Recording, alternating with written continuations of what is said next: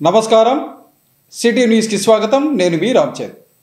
కర్నూలు నగరం నుంచి ముంబైకి విజయవాడకు ప్రత్యేక రైళ్లను నడపాలని కేంద్ర రైల్వే శాఖ మంత్రి అశ్విని వైష్ణవ్ను రాష్ట్ర మంత్రి టీజీ భరత్ కోరారు.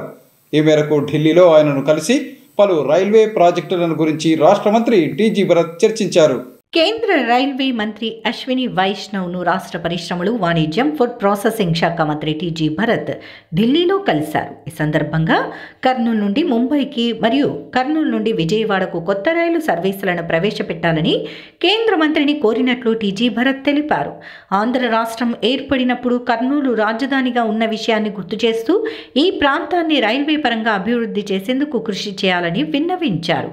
దీంతో పాటు ఆంధ్రప్రదేశ్లో ఓర్వకల్లు ఇండస్ట్రియల్ పార్క్లో ఎన్నో పరిశ్రమలు రానున్నట్లు కేంద్ర మంత్రికి వివరించారు. భవిష్యత్తులో ప్రధాన పారిశ్రామిక కేంద్రంగా ఓర్వకల్లు మారబోతోందని అన్నారు. ఈ ప్రాంతానికి దేశంలోని ప్రధాన నగరాలతో రైలు రాకపోకలు ఉండాల్సిన అవసరం ఉందని అన్నారు. ఈ ప్రతిపాదనలపై కేంద్ర మంత్రి అశ్విని వైష్ణవ్ సానుకూలంగా స్పందించినట్లు టీజీ భరత్ తెలిపారు. ఈ రైల్వే సౌకర్యాలపై తప్పకుండా పరిశీలిస్తామని ఆయన చెప్పారని అన్నారు. ఈ నెల 6వ తేదీ సాయంత్రం నగరంలోని మున్సిపల్ హైస్కూల్ మైదానంలో శ్రీరామనవమి సందర్భంగా శ్రీ సీతారాముల కళ్యాణ మహోత్సవాన్ని ఘనంగా నిర్వహిస్తున్నట్లు శ్రీ సీతారాముల కళ్యాణ మహోత్సవ సమితి అధ్యక్షుడు కిష్టన్న తెలిపారు. ఈ మేరకు నగరంలో జరిగిన కార్యక్రమంలో ఈ కార్యక్రమానికి సంబంధించిన ఆహ్వాన పత్రికలను వారు ఆవిష్కరించారు.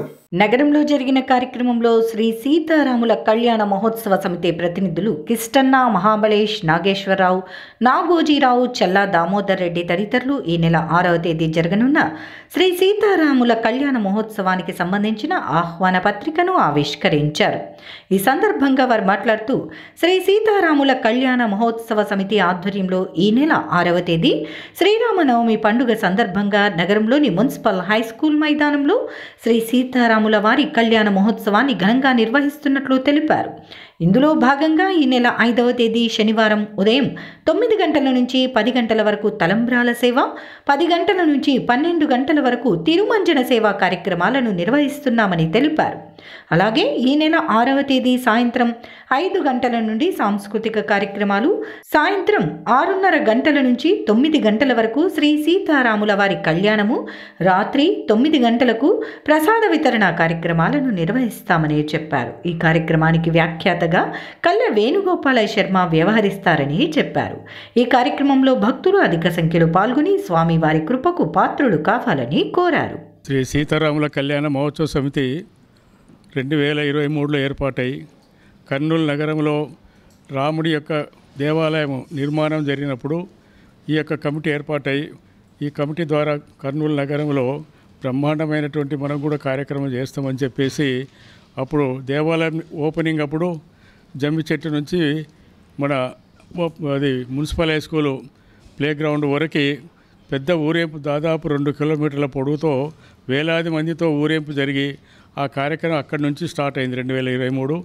తర్వాత 2024లో ఏప్రిల్లో మన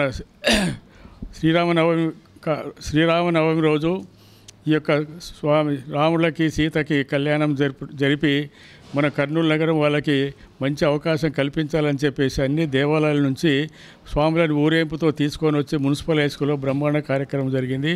ఆ కార్యక్రమంలో మన టీజీ భరత్ గారు శ్రీరాముని యొక్క పాదుకలని జమ్మి చెట్టు నుంచి మన ఇక్కడ గ్రౌండ్ వరకు కళ్యాణం జరిపేటువంటి ప్లేస్ వరకు ఆయన బ్రహ్మాండంగా ఊరేంపుతో చేయడం జరిగింది. సో మా సంకల్పం ఏమిటంటే వారు ఎమ్మెల్యే కావాలి, తర్వాత మినిస్టర్ కావాలని చెప్పేసి కోరుకున్న తర్వాత వారు నిజంగా ఆ శ్రీరాముడు సీతమ్మ తల్లి వారికి ఆశీర్వదించి ఎమ్మెల్యే తర్వాత ఇమ్మీడియట్గా క్యాబినెట్ మినిస్టర్ అయినారు. కాబట్టి మేమందరం కూడా సంతోషిస్తున్నాము, మన జిల్లావాసి కాబట్టి ఆ విధంగా ప్రతి సంవత్సరం ఈ సంవత్సరం కూడా మన సీతారాముల కళ్యాణ మహోత్సవ సమితి తరపున మన మున్సిపల్ హై స్కూల్ గ్రౌండ్లో సాయంత్రం 5 గంటల నుంచి ఈ యొక్క కార్యక్రమాలు బ్రహ్మాండంగా జరుగుతాయి. సో కాబట్టి వేలాది మందిగా ఈ కార్యక్రమంలో పాల్గొని తరించి ఆ సీతారాములకి వాళ్ళ ఆశీర్వాదం పొందవలసిందిగా మేము కోరుచున్నాము. 2023లో ఈ సీతారాముల కళ్యాణ మహోత్సవ సమితి స్థాపించి ఆనేడే 2023లోనే సీతారాముల కళ్యాణం చేశాం. 2024లో అయోధ్య రామాలయ సంబరాలు చేశాం. అలాగే 2024లో సీతారాముల కళ్యాణం చేశాం. ఇప్పుడు మళ్ళీ మూడోసారి ఈ నెల 6వ తేదీ మన మున్సిపల్ హై స్కూల్ గ్రౌండ్ నందు శ్రీ సీతారాముల కళ్యాణ మహోత్సవం చాలా రంగరంగ వైభవంగా ఏర్పాటు చేస్తున్నాం. అందులో భాగంగా మంత్రివర్యులు టీజీ భరత్ గారిచే పాదుక సేవల కార్యక్రమం కూడా ఉంటుంది. అలాగే మనం ఒక సంకల్పంతో ఈ కార్యక్రమం చేస్తున్నాం. పేద జిల్లాగా డిక్లేర్ అయింది మనది కర్నూలు జిల్లా. ఈ పేద జిల్లా ఐశ్వర్య జిల్లాగా మారాలనే సంకల్పంతో భరత్ గారికి చెప్పడం, స్వామివారి పాదుకల సేవకు తీసుకురావడం, ఆయన సంకల్పంతో మంచి జిల్లాగా మళ్ళీ మారడం కోసం అని చెప్పేసి ఈ కార్యక్రమం మొదలు పెడుతున్నాం. సంకల్పంతో అక్కడ మనం హోమం కార్యక్రమం చేస్తున్నాం, కళ్యాణం చేస్తున్నాం. మొదటిగా కల్చరల్ అంటే సాంస్కృతిక కార్యక్రమాలతో కార్యక్రమం మొదలవుతుంది. సాయంత్రం 5 గంటల నుండి రాత్రి 8:30 వరకు ఈ కార్యక్రమం జరుగుతుంది.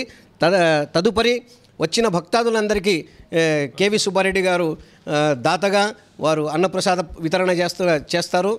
కాబట్టి కర్నూలులోని భక్తాదులందరూ రేపు ఆదివారం 6వ తేదీ వచ్చే శ్రీరామనవమి రోజు సాయంత్రం 5 గంటలకు మన మున్సిపల్ హై స్కూల్ గ్రౌండ్ నందు విచ్చేసి స్వామివారి కార్యక్రమంలో పాల్గొని కనులారా చూసి స్వామివారి ఆశీర్వచనాలు తీసుకొని వెళ్ళవలసిందిగా మరొకసారి తెలియజేస్తున్నాను. జై శ్రీరామ్.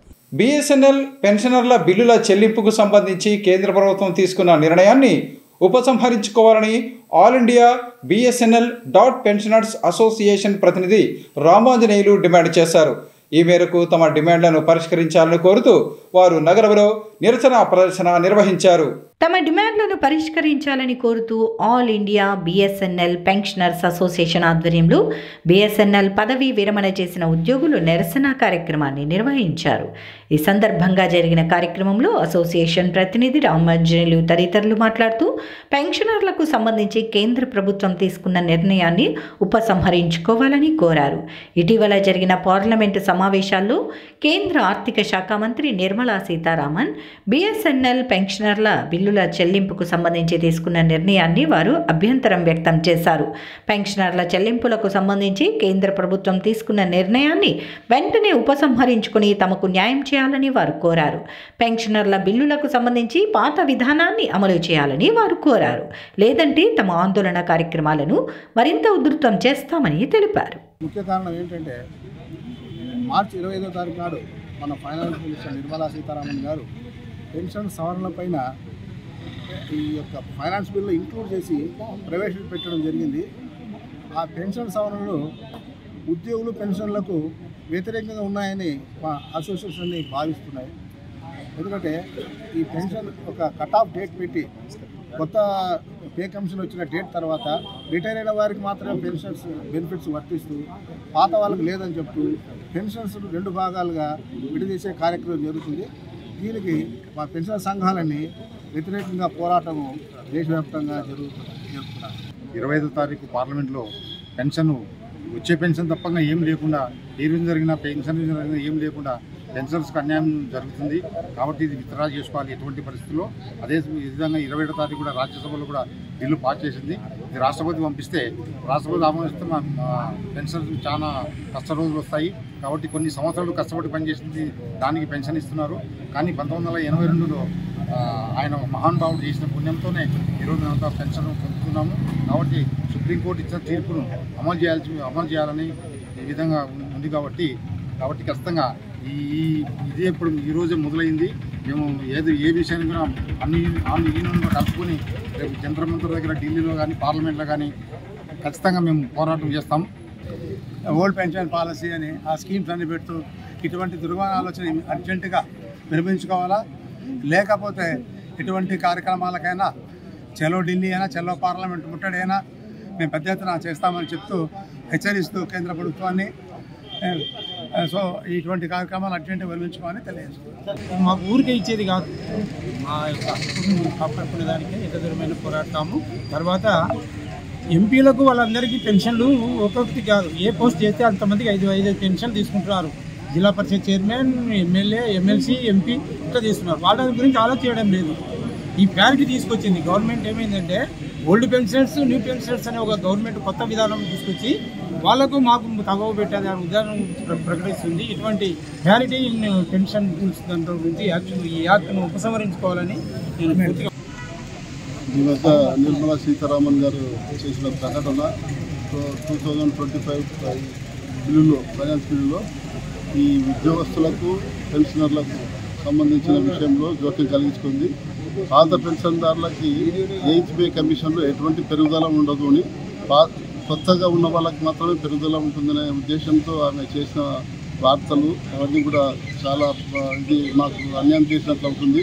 కేవలము రిటైర్డ్ అయిన వాళ్ళని పొట్టగొట్టినట్లు అవుతుంది. కాబట్టి ఈ పెన్షన్దారులు ఆమె అట్లా చేయకుండా మామూలుగా ఇంతకుముందు ఏ విధంగా ఉందో ఆ రూల్స్ మార్చకుండా, రెండు విభజించకుండా, అనగా 7th పే కమిషన్ వరకు ఉన్న రూల్స్నే అట్లా ప్రొసీడ్ చేయాలని మేము కోరుతున్నాము. ఈ నెల 6వ తేదీ నగరంలోని జమ్మి చెట్టు వద్ద ఉన్న శ్రీ లలితాపీఠంలో శ్రీరామనవమి వేడుకలను ఘనంగా నిర్వహిస్తున్నట్లు శ్రీ లలితాపీఠం పీఠాధిపతి గురు సుబ్రహ్మణ్య స్వామి తెలిపారు.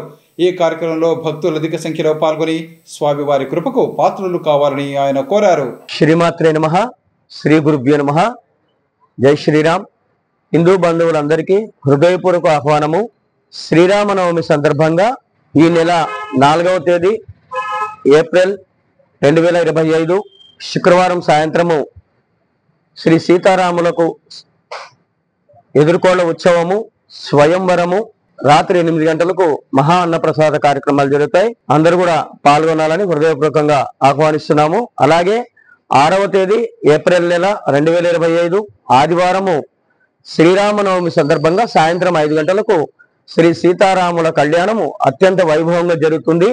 అనంతరము రాత్రి 8 గంటలకు మహా అన్నప్రసాద కార్యక్రమాలు జరుగుతాయి.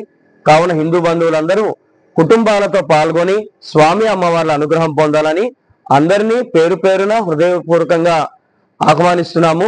రంగస్థలం నటుడిగా దివంగత ఎడవల్లి దస్తగిరి ఎన్నో సామాజిక సమస్యలపై ప్రజలను చైతన్యవంతులను చేశారని బేడా బుడగజంగం సంక్షేమ సంఘం నాయకులు తాటికొండ నారాయణ, తూర్పాటి మనోహర్ తెలిపారు. ఈ మేరకు దివంగత ఎడవల్లి దస్తగిరి దంపతుల సమాధుల పునరుద్ధరణ కార్యక్రమంలో వారు పాల్గొన్నారు. జిల్లాకు చెందిన ప్రముఖ రంగస్థల కళాకారుడు ఎడవల్లి దస్తగిరి దంపతుల సమాధులను పునరుద్ధరించిన కార్యక్రమంలో బేడా బుడగజంగం సంక్షేమ సంఘం నాయకులు తాటికొండ నారాయణ, తూర్పాటి మనోహర్తో పాటు ఎడవల్లి దస్తగిరి కుటుంబ సభ్యులు పాల్గొన్నారు. ఈ సందర్భంగా వారు మాట్లాడుతూ బేడా బుడగజంగం సామాజిక వర్గానికి చెందిన ఎడవల్లి దస్తగిరి తన రంగస్థల నటన ద్వారా ఎన్నో కార్యక్రమాలు నిర్వహించారని చెప్పారు. పగటి వేషగాడిగా, హార్మోనియం కళాకారునిగా ఆయన ప్రదర్శనలు కాకుండా ఎంతోమంది శిష్యులను తయారు చేసి వారిని వృద్ధిలోకి తీసుకువచ్చారని చెప్పారు. ప్రముఖ కళాకారులు కేసి శివారెడ్డి, బీసీ కృష్ణ వంటి వారు కూడా ఆయన వద్ద శిష్యరికం చేసిన వారని తెలిపారు. అలాంటి గొప్ప వ్యక్తికి ఆయన కుటుంబ సభ్యులు చేసిన కార్యక్రమం ఎంతో మంచిదని తెలిపారు. బేడా బుడగజంగం జాతిలోనే ఒక ఆనిముత్యం లాంటి మాకు చిన్నాన్న అవుతాడు ఎడవల్లి దస్తగిరి గారు.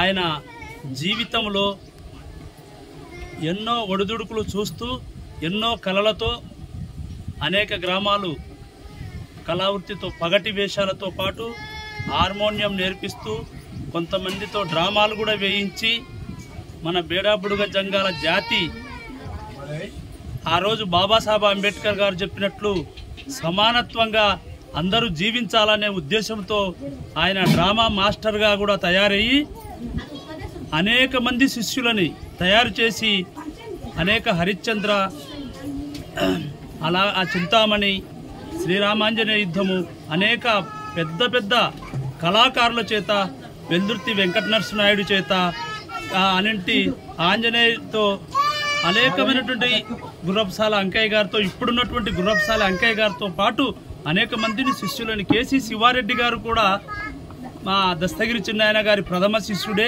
అక్షరాలు ఓనమాలు ఈయన దగ్గరనే నేర్చుకొని తర్వాత కేసీ శివారెడ్డి గారి దగ్గర నేర్చుకున్నటువంటి బీసీ కృష్ణ గారు కూడా, ఆయన ఒక రజకుడు కులంలో పుట్టి బీసీ కృష్ణ గారు కూడా మన దస్తగిరి చిన్నాయన దగ్గరనే ఓనమాలు నేర్చుకొని తర్వాత కేసీ శివారెడ్డి గారి చేత ఈ రాయలసీమ రత్నంగా కూడా పేరు సంపాదించుకున్నటువంటి వ్యక్తులని సంపాదించి పెట్టినటువంటి ఏకైక వ్యక్తి ఎవరంటే అది మా చిన్నాన్న ఎడవల్లి దస్తగిరి గారు. కాబట్టి ఆ భగవంతుడి ఆశీర్వాదం కలగాలని కూడా కోరుకుంటూ ఈ అవకాశం ఇచ్చిన మీ అందరికీ మరొకసారి తెలియజేసుకుంటూ ఆ విషయంలో దాదాపు చనిపోయి 15 సంవత్సరాలు అయింది. 15 సంవత్సరాల గాను ఇక్కడ మా అన్నదమ్ములు ఉన్నవారు ఇద్దరు మాత్రం చూసి దాన్ని ఇంతవరకు చాలా వరకు పెద్దగా భారీ ఎత్తున మామూలుగా షెడ్ వేయించి గ్రానైట్ బండలతో సమాధులు చేసినాము.